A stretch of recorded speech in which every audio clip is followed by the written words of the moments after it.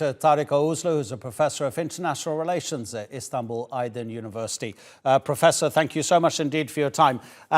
Egypt is one of the most important countries in Africa and the Middle East. We've also got China and India as well. So 3 countries which have remained very neutral during the 5 months of Russia's attacks on Ukraine.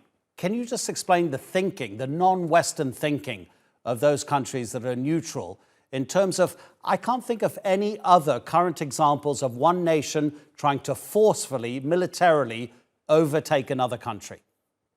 I think it's quite understandable why many of the countries which we are traditionally associating with third world countries or imperial countries, not neutral countries, they don't want to take a clear-cut position in the ongoing competition between the United States, or if you put it in a more general sense, the Western international community on the one hand, and the Russian Federation or China, the rising non-Western powers on the other hand. This is a kind of clear continuation of the kind of position that many of those countries had adopted in the past during the Cold War years, the non-alignment movement. We are all aware of it.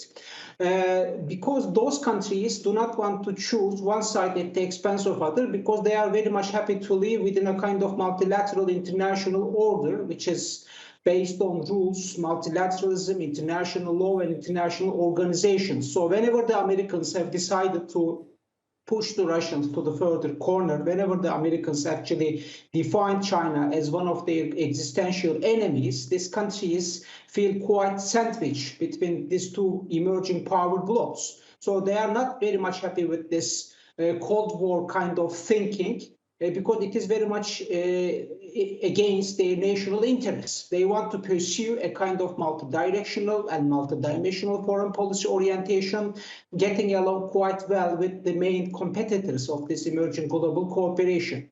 And we should also not forget the fact that many of those countries which we associate with the so-called global South are very much dependent on energy and food that might potentially come from the Russian Federation or non-Western countries. So whenever the Westerners put sanctions or embargoes on Russia, they feel quite difficult themselves. They find themselves in a very difficult position. They suffer hardships because we have already noticed that following the US-led sanctions on Russia, the prices of oil, gas, and grains have skyrocketed actually.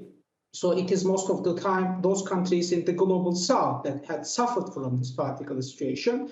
So this is quite understandable. India is a typical example of such countries. Egypt is another example. Brazil, South Africa, other examples. Even Turkey can also be considered one of those countries, feeling themselves somehow sandwiched between these 2 emerging power blocks. They are mid-level countries, mid-sized countries. They are not in a position to deal one of these emerging competitors on their own. So it is in their national interest to join forces, to come together, to build forces in one way or another, to stand against those global competitors in a much more credible way. Okay, Tarik, you know, that all makes sense, of course, completely. It's understandable. But do you think that relationship between, let's say for the moment, the African nations that are on friendly terms with Russia, will that relationship change if Russian policies start to impact those people